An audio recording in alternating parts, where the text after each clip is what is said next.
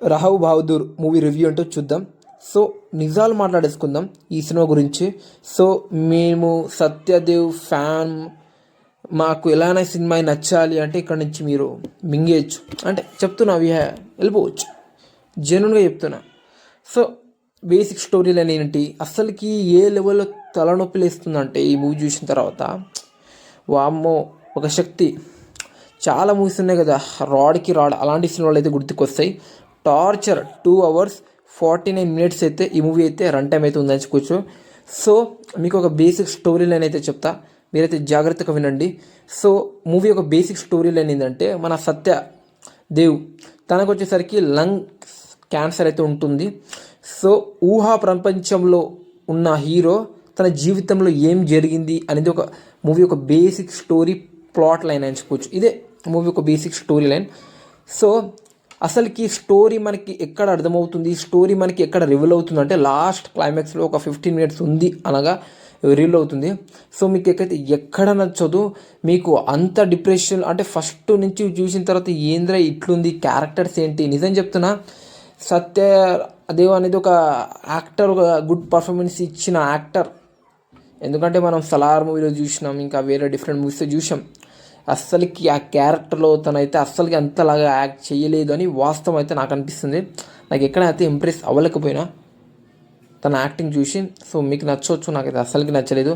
Plot line నచ్చలేదు, actor performance నచ్చలేదు, VFX కావచ్చు, బ్యాక్గ్రౌండ్ మ్యూజిక్ కావచ్చు, ఎక్స్పెషల్లీ స్టోరీ పరమ చెత్తగా అయితే ఉందని మీరైతే హెడ్ఏక్ మాకు ఉద్దర బాబు ఇక్కడ నుంచి ఈ సినిమా నుంచి వెళ్ళిపోవాలంటే బెస్ట్ చాయిస్ ఫర్ చెప్తున్నా కదా, వదిలేయండి సినిమా.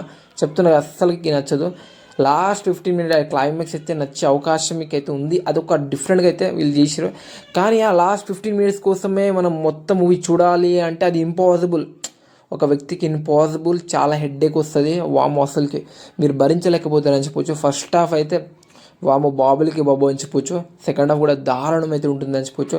వాళ్ళు చేసే యాక్టింగ్కి, వాళ్ళు చూపించే సీన్స్కి, ఆ విఎఫ్ఎక్స్కి, ఆ చూపించే స్టోరీకి మనకి తలనొప్పి తప్ప ఏమీ రాదని చెప్పొచ్చు.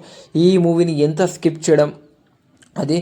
కానీ మన సత్యరాజ్ తను వచ్చేసరికి ఒక ఇంటర్వ్యూలో, ఇది మీరు ఎట్లయితే బాహుబలి, ఆర్ఆర్ఆర్, కేజీఎఫ్, పుష్ప ఎలా అయితే మనం మాట్లాడుకుంటున్నారో ఇండియాలో ఇలాంటి సినిమాల గురించి, ఈ సినిమా గురించి కూడా మాట్లాడుకుంటారు అన్నారు. సో అదైతే అంతలాగా అయితే ఈ సినిమా లేదు అని నేను వాస్తవం అయితే చెప్తున్నా.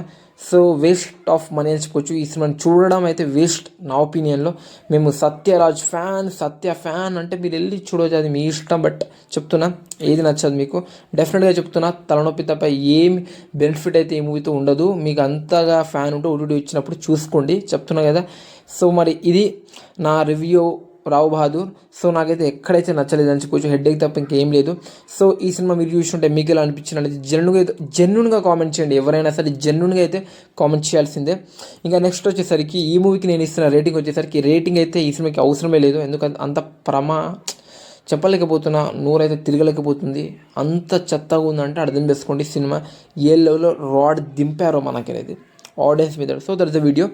సో ఈ వీడియో మీకు డెఫినెట్గా నచ్చుంటే లైక్ చేయండి, షేర్ చేయండి, సబ్స్క్రైబ్ అయితే చేసుకోండి. నెక్స్ట్ వీడియో కోసం, నెక్స్ట్ మూవీ రివ్యూ కోసం డెఫినెట్గా అయితే మీకు reviews I forward that for next.